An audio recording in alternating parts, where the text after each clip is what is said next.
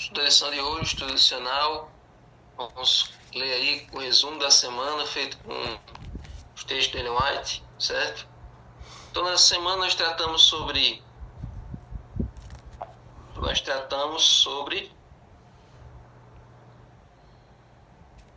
reconciliação e esperança. Reconciliação que a gente faz, que Jesus fez entre nós e o Pai, né? Ele reaproximou o ser humano do Deus Criador. Então essa reconciliação, e também nós uns com os outros, e também com essa reaproximação, Jesus também nos dá a esperança de um dia voltarmos ao Éden que perdemos lá no começo, né? Então a esperança produz em nós a perseverança.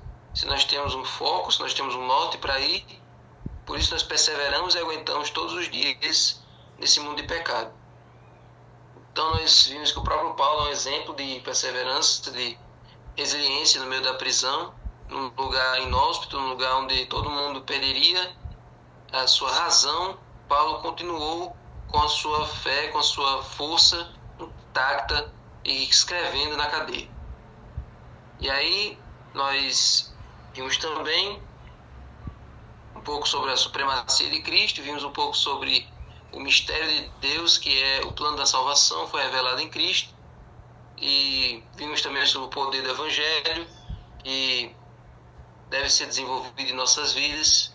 Cada dia nós devemos progredir e não regredir na vida cristã, aprender mais e não desaprender o que já sabemos, né?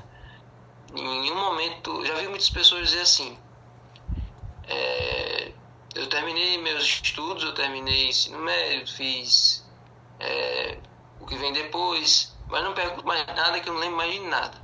Então, é como se não tivesse adiantado. Você teve terminado, mas não lembrar mais de nada. Mas na vida cristã não é para ser assim. Não é para a gente chegar a um ponto que a gente não se lembra mais de nada que a gente viu no começo. A vida cristã é um ciclo, é um crescimento. O que você sabia no começo ainda deve estar guardado no seu coração para que seja acrescentado mais coisas que lancem luz sobre aquilo que você já sabia. Mas tudo isso nós vimos ontem, então agora nós vamos para o resumo da lição de hoje, resumo da lição da semana com os textos de Ellen White. Olha só, não possuímos em nós mesmos a justiça necessária para satisfazer as exigências da lei de Deus. Todo mundo aqui já sabe disso. Não temos em nós mesmos justiça, bondade ou perfeição para cumprir a lei de Deus por nós mesmos, certo? Olha, o que seria cumprir a lei de Deus sem Jesus? É você fazer tudo bem certinho e não precisar pedir perdão em momento nenhum, porque você está arrasando, você não está pecando em hora nenhuma. Não existe essa realidade em que você cumpre a lei de Deus perfeitamente, sem precisar pedir perdão, sem precisar se arrepender, sem precisar você recorrer a Jesus em momento nenhum. Só se a gente morasse no céu já, na perfeição do céu, que aí a gente não precisava. Não existe nenhuma pessoa no planeta que possa viver uma vida de santidade na lei de Deus sem precisar ir ao Salvador para que ele limpe, para que ele renove você todos os dias. Não existe isso. Então, não tem essa justiça tão grande assim que satisfaça as exigências da lei de Deus o tempo todo, sem pecar. Não tem como. Então, é por isso que nós precisamos de uma solução. Nós precisamos de alguém que nos ajude a nos recompor, a sarar nossas feridas, que ajude a gente a se limpar da sujeira, para que a gente possa obedecer a lei de Deus. E esse alguém é Cristo. Cristo providenciou uma solução. Ao entregar-se a Ele, aceitando-o como seu Salvador, você, por causa dele, será considerado justo. Não importa o quão pecaminosa possa ter sido a sua vida. O caráter de Cristo substituirá o seu caráter e você será aceito diante de Deus como se não houvesse pecado. Amém. Olha aí, essa é a beleza e é o escândalo da graça de Deus. As pessoas por aí, as pessoas no mundo, elas vivem questionando isso aqui. Elas vivem dizendo assim: Quer dizer que a pessoa aprontou a vida toda, aí no último segundo de vida a pessoa se entrega a Jesus perdoa tudo e a pessoa está salva? Sim. Deus sabe a realidade de cada um, Deus sabe quando o arrependimento é sincero e quando não é. A gente olha assim e pensa que aquela pessoa não merecia salvação por tudo que ela fez, mas a gente quer a salvação apesar de tudo que a gente fez, né?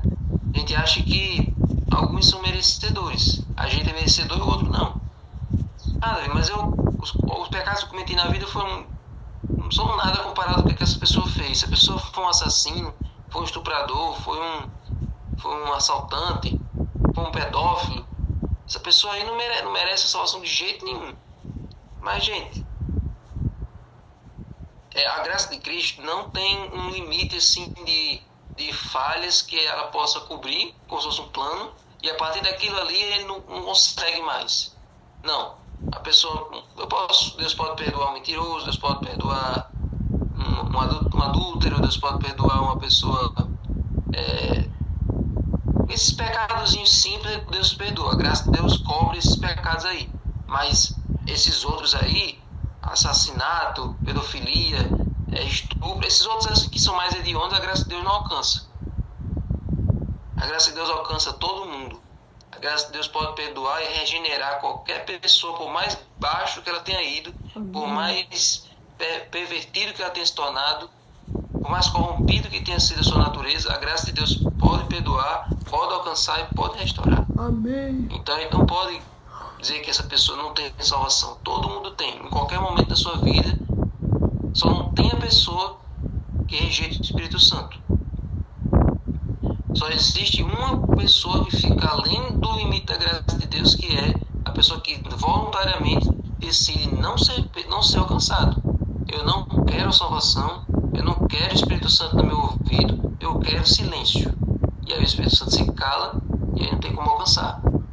Mas a pessoa, se sinceramente se arrepender, se do fundo do seu coração manifestar que não quer mais a vida de pecados e quer uma experiência nova, Jesus transforma, Jesus perdoa, certo? E diante de Deus, Ele justifica você, Ele coloca você com o manto de justiça dEle, então Ele não vai ver a sua vida suja de pecados, Ele vai ver a vida limpa de Cristo Jesus. Além de tudo isso, Cristo transformará o seu coração e ali pela fé Ele vai habitar.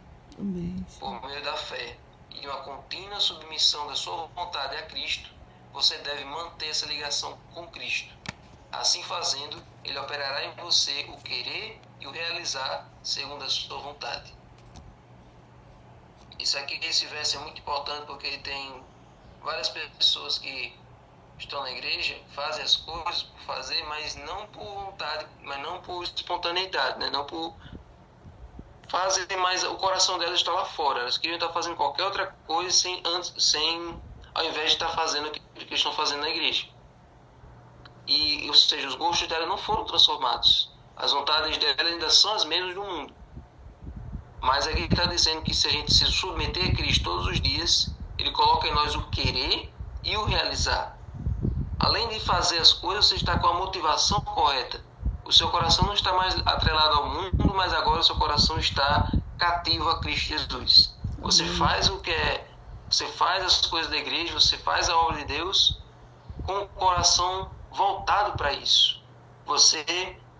A sua vontade não vai ser mais a vontade do mundo, mas vai ser as vontades do céu. O seu comportamento vai ser um comportamento do céu. Então Ele coloca em nós a vontade dEle e o realizar da vontade dEle, certo?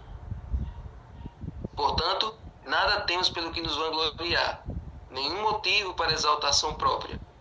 Nossa única razão para a esperança está na justiça de Cristo, que nos é atribuída como resultado da obra do Espírito Santo, o qual atua em nós e por nosso intermédio. Olha como as coisas estão se conectando. A lição é outro assunto, mas aí nós estamos no 9º dia dos 10 dias de oração, e aí a lição traz um link aí que a gente não esperava.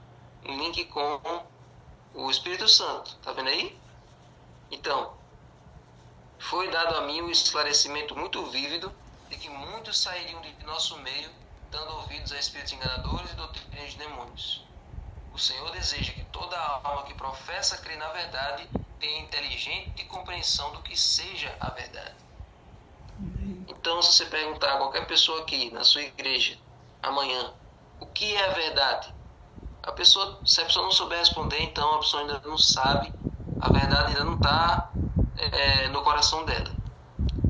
Todos nós precisamos saber o que é a verdade e viver e morrer por ela. A verdade tem que ser algo intrínseco em nossa vida.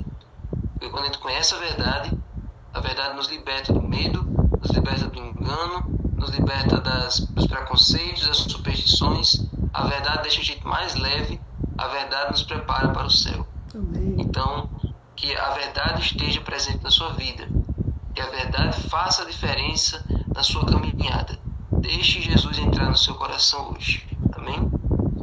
Senhor Deus, muito obrigado, Senhor, pela lição dessa semana. Muito obrigado por cada tema que foi visto, que foi aprendido, que foi revisado. E agora, Senhor, pedimos para que a nossa vontade seja submetida à Tua e que a Tua vontade seja feita em nossa vida. Nos ajuda, Senhor, que o Senhor coloque em nós tanto querer como realizar. Que o nosso coração esteja voltado para as Tuas coisas e para que a gente faça a Tua obra com motivação correta.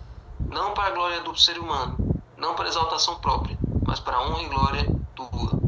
Eu conosco, agora vai ser o estudo do livro, em nome de Jesus. Amém.